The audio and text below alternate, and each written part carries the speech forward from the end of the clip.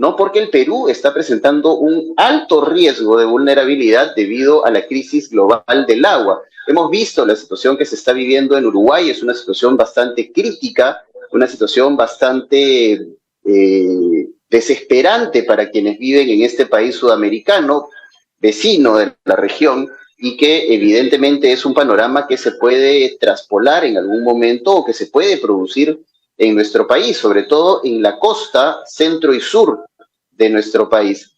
Señor Fonseca, muy buenas tardes, gracias por estar con nosotros en Al Vuelo. Buenas tardes, un gusto estar en su programa y estar atento a sus inquietudes, ¿no? Yo quería empezar preguntándole, para ponernos un poco en contexto, ¿qué significa esta situación que está viviendo Uruguay? Es una crisis hídrica sin precedentes en la región y es una crisis hídrica que además se puede producir además en otros países de la región. Y para ponerlo en términos cinematográficos, esta podría ser una suerte de tráiler de la película que nos va a tocar vivir a nosotros en un futuro no muy lejano. Sí, lo que está viviendo Uruguay es preocupante, por no decir otra cosa, porque según los datos que he estado revisando, esta sequía meteorológica que ellos están viviendo, digamos, desde el 2022 hasta la actualidad, no tiene precedentes en su país, ¿no? Según la data disponible que ellos tienen. Entonces, digamos, ellos afirman,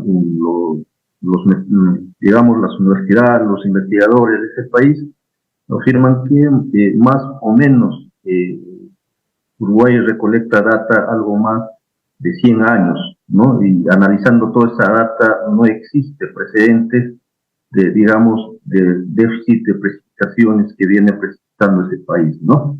No solo viene afectando digamos, digamos, el ámbito meteorológico, sino también ya el hidrológico, porque los niveles de los ríos en este país eh, están muy bajos y también sin precedentes, digamos, con la data que ellos cuentan, ¿no? Entonces, ahí están viviendo, digamos, una racionalidad del agua, una crisis, digamos, por el momento, ¿no? Pero lo que se puede, digamos, ver hacia el futuro, digamos, próximo, por decirlo así, esperemos, según las agencias meteorológicas de ese país, ya esperan lluvias, ¿no? En los próximos meses y ojalá se supere este tema, ¿no? En Uruguay, ¿no? Ahora, es preocupante, señor Fonseca, porque además los estudios ubican a nuestro país en un rango de estrés hídrico bastante amplio, entre 40 y 80%. Es decir, tenemos una probabilidad altísima de sufrir una escasez de agua dulce, para ser más precisos, de cara al 2040, es decir, de aquí a menos de 20 años. ¿Cómo vamos a actuar? ¿Cómo vamos a prevenir precisamente para no tener que pasar una situación tan angustiante como la que está pasando Uruguay, que, repetimos, es la crisis hídrica más grande de los últimos 70 años? Claro, nuestro país, a diferencia de Uruguay, que es un país pequeño, nuestro país no solo tiene diversidad, digamos, paisajística, sino también alberga una diversidad climática, ¿no? Y a veces, como es este caso, este año, por ejemplo, en el norte, mientras que en el norte se vivía en extremas precipitaciones, en el sur había escasa precipitación, déficit hídrico, ¿no? Es la figura que actualmente también seguimos, digamos, en estos días viendo el panorama climático del país, ¿no? Entonces, no solo habría que pensar en el tema de déficit, ¿no? Solo habría que pensar en los dos, digamos, escenarios, ¿no? Y según, digamos, el comportamiento climático, este tema también podría invertirse, ¿no? No podría también, digamos, el norte en ciertas épocas sufrir, ¿no? De déficit de precipitaciones, y en el sur también podría, por lo contrario, digamos, tener un escenario diferente, ¿no? Al actual de déficit hídrico, ¿no? Entonces, ese es el panorama, ¿no? Entonces, de cara a que, como Autoridad Nacional del Agua, por ejemplo, lo que deberíamos hacer ya es hacer una planificación, ¿no? Una planificación a corto, mediano y a largo plazo, ¿no? Y esto se refleja en los planes de gestión de recursos hídricos que se debería implementar por cuenca, ¿no? A nivel del país. Y en estos planes se debería planificar qué obras, digamos, estructurales y no estructurales, de carácter, digamos, gris o de carácter verde, deberían implementarse en el país en los próximos años, ¿no? También el Ministerio del Ambiente tiene un plan nacional de adaptación al cambio climático, donde los diversos sectores del país están involucrados, ¿no? Hay que, digamos, implementar este plan, que ya es un documento. Hay un compromiso, ¿no?, de implementar medidas de adaptación, digamos, al cambio climático como país ante la comunidad internacional. Hay varias, digamos, temas que deberíamos implementar dentro de estos planes, ¿no? Entonces, el país en este momento está planificando y seguramente en el futuro mediano, por decirlo así, se deberían implementar estas medidas que se vienen planificando, ¿no? Claro, y desde el punto de vista comunicacional también es importante trabajar con la población para crear conciencia de la necesidad de ahorrar el recurso hídrico y de trabajar con comunidades que puedan crear de alguna manera también mecanismos de cosecha de agua, por ejemplo, en las partes altoandinas, para de alguna manera tener reservorios y tener de alguna manera herramientas de reserva que les permitan no solo preservar las cosechas, sino también tener agua para beber en un futuro. Sí, bueno, también adicional a lo que usted menciona, sería bueno también planificar, ¿no?, grandes obras, ¿no?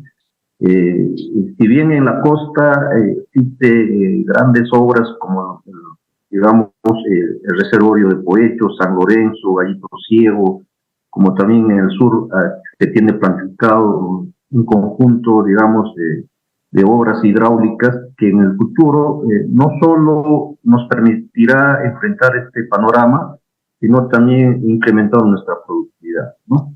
Entonces, adicional a digamos, a las medidas de siembra y cosecha de agua, se debería pensar también en la sierra en grandes proyectos, ¿no?